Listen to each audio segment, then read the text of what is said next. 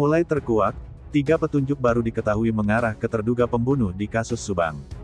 Namun sebelum kita lanjut, mohon luangkan jari Anda untuk menekan tombol like dan subscribe, agar kami lebih semangat menyajikan berita-berita terupdate untuk Anda, dan tonton video ini sampai habis, agar Anda tidak setengah-setengah dalam mencerna sebuah berita. Suami sekaligus ayah korban pembunuhan ibu dan anak di Subang, Yosef Hidayah belak-belakan mengungkap 3 petunjuk baru yang diyakini mengarah ke pembunuh Tuti Suhartini dan Amalia Mustika Ratu.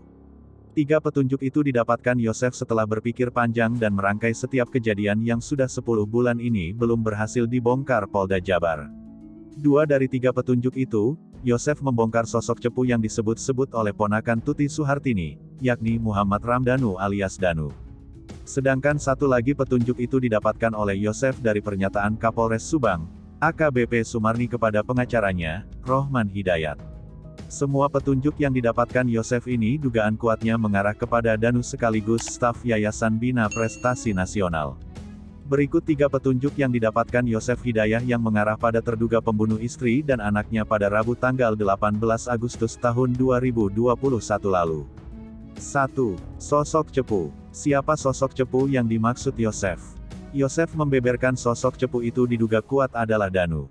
Yosef mengungkapkan itu merujuk pada curhatan Danu di channel YouTube beberapa waktu lalu. Kala itu, Danu curhat mengenai sosok si cepu yang ditinggalkan oleh bosnya. Menurut Yosef, si cepu ini sebenarnya menggambarkan tentang sosok Danu sesungguhnya dalam kasus ini. Seperti diketahui, Danu bekerja di Yayasan Bina Prestasi Nasional yang diketuai oleh Yoris Raja Amanullah.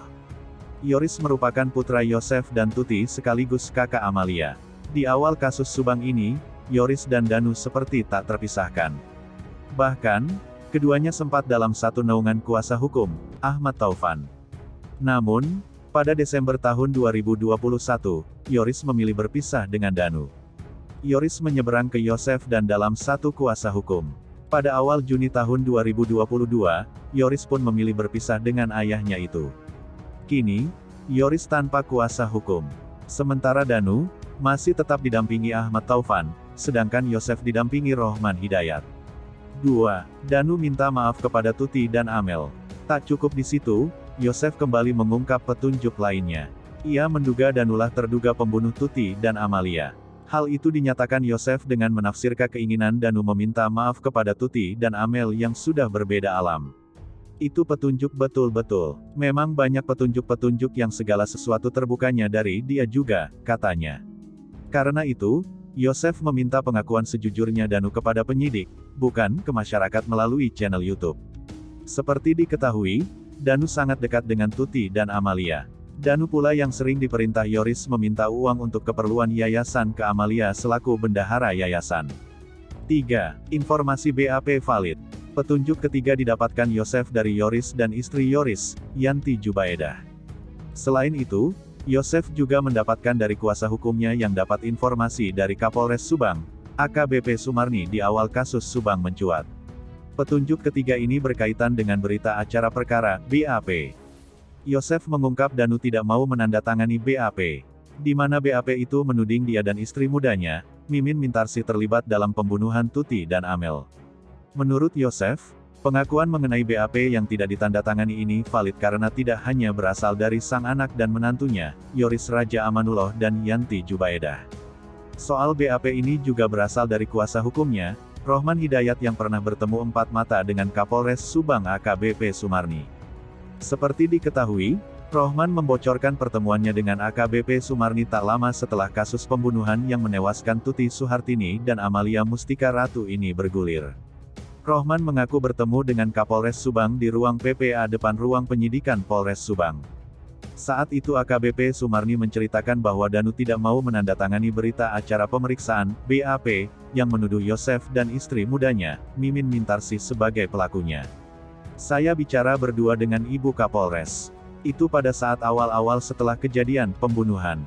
Saya pernah ngobrol berdua sama Ibu Kapolres di ruangan Reskrim Polres Subang. Saya dapat informasi itu, tapi saya diam. Baru pertama kali ini saja saya bicara, katanya. Penurutan Kapolres ini membuat Rohman semakin yakin jika Danu memang tidak mau menandatangani BAP.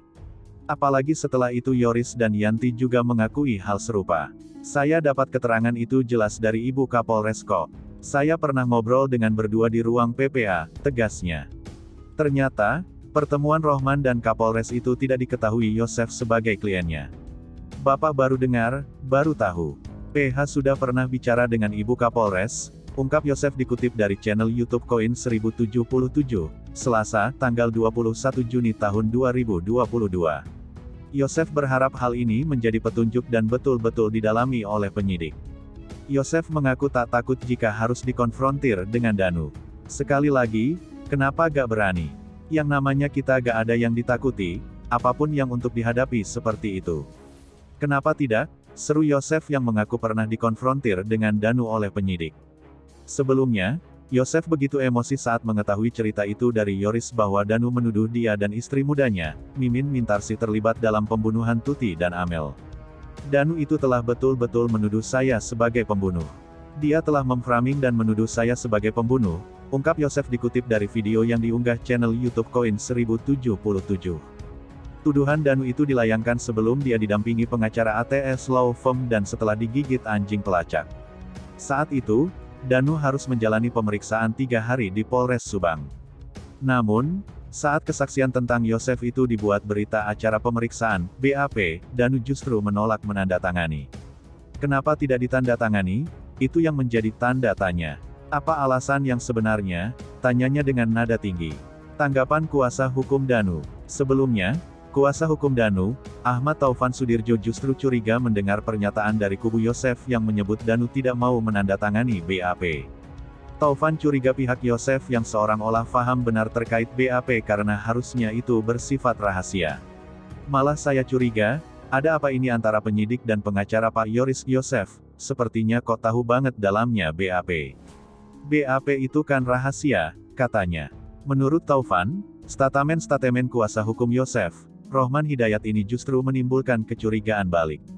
Statemen itu malah menunjukkan bahwa yang menyampaikan statemen atau yang cuap-cuap itu yang harus diperiksa sama polisi, kata Taufan dikutip dari channel YouTube Heri Susanto, Senin, tanggal 10 Januari tahun 2022. Terkait BAP yang berubah-ubah, menurut Taufan tidak hanya Danu yang melakukan itu. Kita juga pernah jadi kuasa hukum Yoris. Emangnya Yoris tidak berubah? Ada yang berubah, kata Taufan. Menurutnya, keterangan saksi yang berubah-ubah itu hal yang biasa, bahkan di kasus-kasus sebelumnya yang dia tangani sering terjadi itu. Karena itu, dia justru tergelitik jika ada saksi yang memberikan keterangan berubah-ubah dicurigai sebagai pelaku. Taufan lalu memberikan pesan ke kubu Yosef agar tidak memberikan statemen yang menuduh atau memojokkan pihak lain. Masyarakat kita udah pinter, kita bukan kapasitas menuduh, kita urus klien kita masing-masing. Investigasi, pastikan klien kita tidak bersalah. Yang patut menduga-duga, mencurigai itu biarlah polisi. Polisi sudah tingkat internasional, katanya. Nah, gimana menurut kalian? Terima kasih telah menyimak video kami, nantikan video menarik lainnya hanya di channel UP Info.